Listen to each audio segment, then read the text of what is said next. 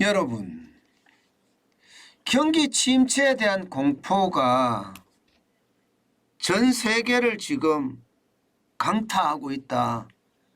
저는 이렇게 분석하고 있습니다. 왜냐하면요, 여러분, 일단 이것을 먼저 한번 보시죠. 전년 대비 11월 소매 판매 증가율입니다. 물론 중국입니다. 마이너스 5.9%예요. 마이너스 5.9%라는 숫자는 여러분 이게 어마어마한 숫자입니다. 제가 추세선을 한번 보여드리겠습니다. 보시는 것처럼 2022년 4월에 마이너스 11.1%까지 떨어진 적이 있거든요. 5월에 마이너스 6.7%까지 떨어진 적이 있고요. 지금 11월에 마이너스 5.9%가 됐다는 것은요, 지금 중국의 내수가 무너지고 있다는 뜻이에요. 내수가 무너지고 있다. 지난 4월 11.1%가 떨어질 때는 여러분 알다시피 제로 코로나 정책으로 상하이를 봉쇄했어요. 상하이. 중국의 2대 도시라고 이야기하는 상하이를 봉쇄했으니까 마이너스 11.1%가 떨어질 수도 있다. 이렇게 생각할 수가 있습니다. 그런데 지금은요, 위드 코로나 정책을 쓰고 있단 말입니다. 11월부터 뭔가 다른 정책을 지금 중국은 구가하고 있는데도 불구하고 마이너스 5.9%다. 이것은 중국의 경제 활력이 지금 식고 있다는 뜻이에요. 식고 있다. 굉장히 빠른 속도로 식고 있다는 이야기입니다. 이게 올 1월만 하더라도 6.7%까지 소매 판매가 증가했거든요. 그런데 이것이 마이너스 5.9%까지 떨어졌으니까 시장은요 깜짝 놀라고 있는 거예요. 사실 중국 시장 지금 안을 들여다보면 골마 터지기 일보 직전입니다. 부동산이 무너져서 전국적으로 거의 200만 가구가 넘는 아파트 공사가 중단됐다고 이야기합니다. 그 바람에 성정부들 있잖아요. 여기는 땅을 팔아서 성정부, 지방정부의 재정을 감당을 했거든요. 그런데 아파트가 무너지니까, 건설 경기가 무너지니까 지금 지방정부 입장에서는 땅을 팔아서 재정을 충당하지 못하고 있습니다. 그러다 보니까 공무원들, 선생님들 월급을 제대로 못하는 지방정부가 생겼다는 이야기가 나올 정도예요. 이것은 말입니다. 중국 경제에 심각한 그런 침체 동인이 있다는 뜻입니다. 그래서 실제 지표로 나타난 것이 마이너스 5.9%입니다.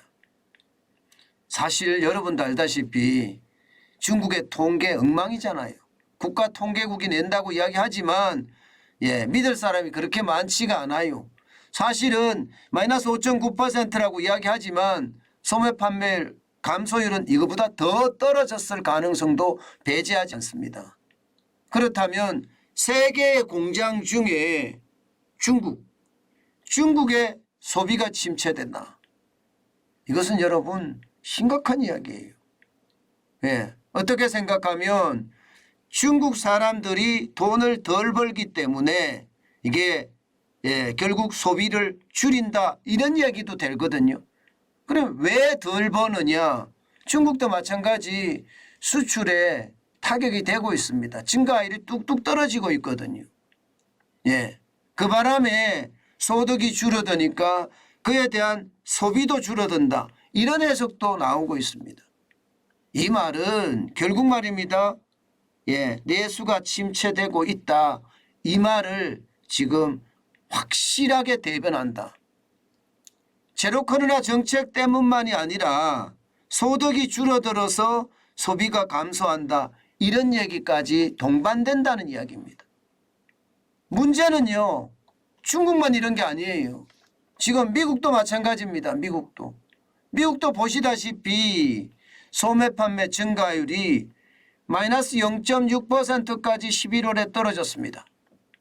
이게 시장의 예측치보다 더 많이 떨어졌어요. 예. 지금 마이너스 6%가 떨어졌으니까 이게 시장의 어떤 불안감이 당연히 커질 수밖에 없는 겁니다. 10월 달까지만 하더라도 소매 판매가 1.3%가 늘어나니까 뭔가 금리를 올렸는데도 시장은 잘 돌아간다 이렇게 예상을 했거든요. 그런데 11월에 마이너스 0.6%까지 떨어지니까 의외의 반응들이 계속 나오고 있습니다.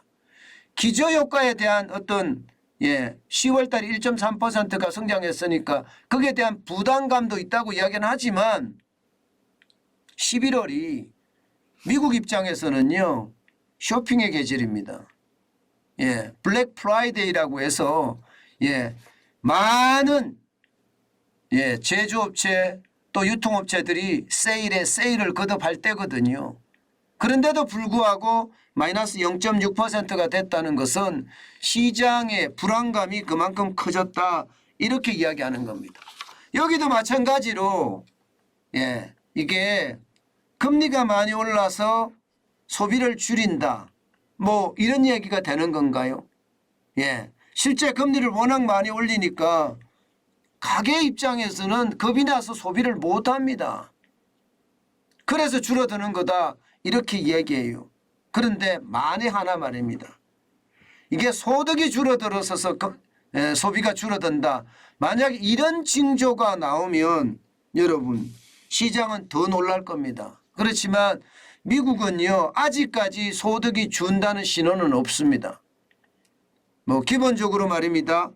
일자리가 계속 늘어나고 있고요. 비농업 인구의 취업자 수가 계속 증가하잖아요. 여기다가 실업급여를 타는 사람들 줄어들고 있고요. 그러니까 분명한 것은 가계소득이 줄어든다 이런 신호는 없어요. 근데 만약에 이런 신호까지 덮치게 되면 미국도 소비 침체 될 수 있다는 거예요. 이처럼 말입니다. 중국도 미국도 G2라고 이야기할 수 있잖아요. 경제력이 가장 큰 두 나라니까 이 두 나라가 소비를 줄인다? 야, 이것은 전 세계의 충격이 될 수도 있습니다. 전 세계의 충격이. 지금 당장 바로 눈에 어떤 가시적으로 안 나타날 수는 있겠지만 결국 말입니다. 중국이 소비가 줄어들고 미국이 소비가 줄어든다는 것은 기업의 실적들이 악화될 수밖에 없다는 뜻이에요. 기업의 실적들이. 기업의 실적들이 악화되면 어떻게 될까요, 여러분? 분명한 것은요. 기업의 실적들이 악화가 되면 될수록 시장의 어떤 더 충격은 더 커질 수 있다. 이렇게 이야기할 수 있습니다. 시장의 충격은. 그래서인지 말입니다. 오늘 새벽에 마감한 미국 주식시장도 많이 놀랐습니다. 어제는 거의 제가 대폭락이라고 말씀드렸잖아요. 뭐 2% 넘게 다 떨어졌으니까요. 오늘도 폭락했습니다. 뭐 폭락까지는 아니지만 오늘도 떨어졌습니다. 거의 1% 가까이 떨어졌어요. 나스닥도 0.97% 떨어졌죠.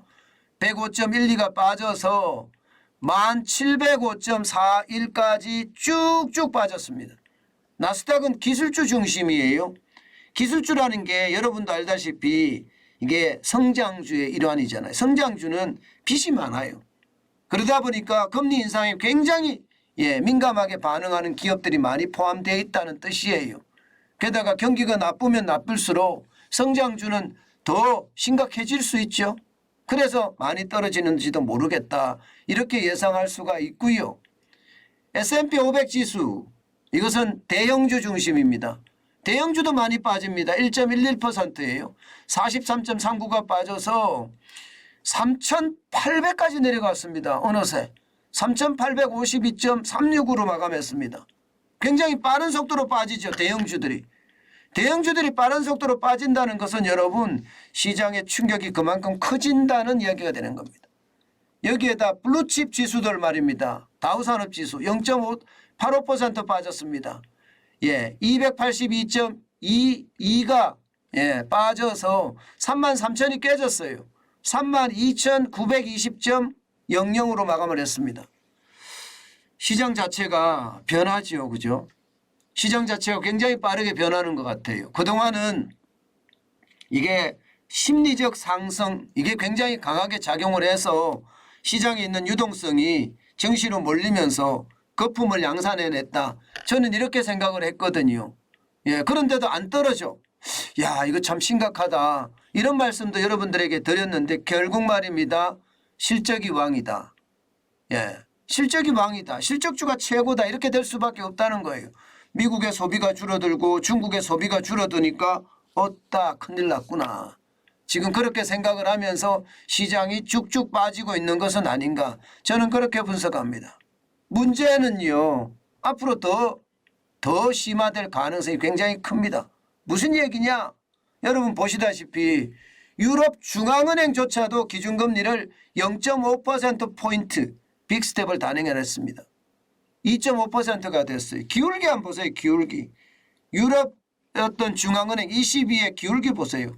이것은요. 그냥 낭떠러지입니다. 낭떠러지. 0%였던 기준금리가 이게 순식간에 올 7월부터 올 12월 사이에 2.5%까지 올라갔습니다. 이렇게 많이 올라가면 여러분 유럽 사람들이 이게 대출금 겁나서 돈 쓰기 쉬울까요? 쉽지 않습니다. 쉽지 않습니다. 그러면 지갑을 더 닫을 가능성이 굉장히 큽니다. 유럽까지 포함하면 G3가 되잖아요. G3 그죠? G3가 되면 G3까지도 이렇게 무너질 가능성 굉장히 커지는 겁니다. 그러면 전 세계의 시장이라는 시장 다 침체에 대한 공포가 커진다는 이야기가 돼요. 여러분도 알다시피 미국 시장이나 유럽 시장은 소비 시장이 가깝거든요. 중국 시장이나 우리 대한민국을 포함한 아시아 시장은 생산 시장에 가깝고요. 그런데 소비 시장이 무너진다는 것 그러면 생산 시장은 당연히 어려워질 수밖에 없습니다. 특히 중국의 어떤 침체 공포가 시장을 아마 굉장히 좌우할 거예요. 문제는 시장만 좌우하는 것이 아니라 전 세계 경제의 어떤 흐름까지도 좌우할 가능성이 굉장히 높습니다. 지금 이대로라면 시장의 분위기는요. 아마 공포가 되지 않겠느냐 이렇게 이야기합니다. 어떤 분들은요. 미국의 연방준비제도가 금리를 계속해서 올리니까 미국의 연방준비제도 연준발이죠. 연준발 침체 공포가 현실화되고 있다. 그렇기 때문에 글로벌 금융시장이 술렁거리고 있다. 출렁거리고 있다. 뭐 이렇게까지 이야기합니다. 저는 이런 이야기들을 그냥 단순하게 보고 있어서는 절대 안 된다고 생각을 합니다. 지금 중국 시장은 부양책을 쓰고 있어요. 그렇지만 어려움이 해소되지 않고 있고요. 연말에는 유럽이 침체에 들어갈 거고요. 영국은 이미 침체에 들어갔습니다. 그렇게 되면 미국 시장이 어떻게 되느냐가 문제인데 미국의 12월에 소비자 물가까지 떨어지면 그나마 좀 낫다고 생각은 할 수 있지만 소매 판매가 만약에 떨어지면 시장의 어떤 분위기 굉장히 악화될 겁니다. 저는 지금 시장의 어떤 분위기에 저는 굉장히 집중해야 된다고 생각해요. 제가 호시우부란 말을 많이 하는데요. 호랑이 눈으로 세상을 바라봐야 됩니다. 그러면서 말입니다. 나의 발걸음, 우보, 소의 발걸음이라는 게 얼마나 묵직합니까? 묵직하게 걸어가야 되는 그런 지금 사태가 도달을 했다. 지금은요. 그 어느 때보다 여러분 정관전 TV를 좀 집중해 주셨으면 좋겠어요. 그만큼 시장의 불안감이 커지고 공포의 어떤 그 조짐들이 많이 나타나기 때문에 언제 어떻게 빠질지 모르니까 정관전 TV에 집중하시면 그 내용은 제가 시시각각으로 알려드리겠습니다. 그러면 여러분들은 그 내용을 토대로 위기 속에 기회를 잡을 수 있는 것 반드시 생각해야 됩니다. 제가 여러분들에게 계속 말씀드리는 거 있죠. 제일 먼저 무조건 직장을 가져라. 기왕이면 내가 잘하는 곳에 임금이 싸더라도 직장을 가지는 게 좋다. 그래야지 내 평생 노후가 보장이 된다. 그 말씀 하나 드렸고요. 또 하나는 직장을 가졌으면 무조건 현금을 쌓아라. 현금을 쌓아놔야지 위기 속에 기회가 옵니다. 지금처럼 말입니다. 예, 기회가 잘 오지 않습니다. 여러분 생각을 해보세요. 2021년에 만약에 집을 사는 거하고 지금 집을 사는 거하고 차이가 얼마일까요? 적어도 말입니다. 2억 3억은 아낍니다. 적어도 많으면 7억 8억은 아낍니다. 이게 부자 되는 지름길이 아니고 뭐겠습니까? 그렇기 때문에 지금 굉장히 중요한 것은요.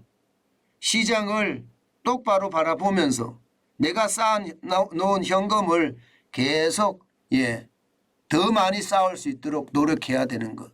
그게 지금이 아닌가 저는 생각합니다.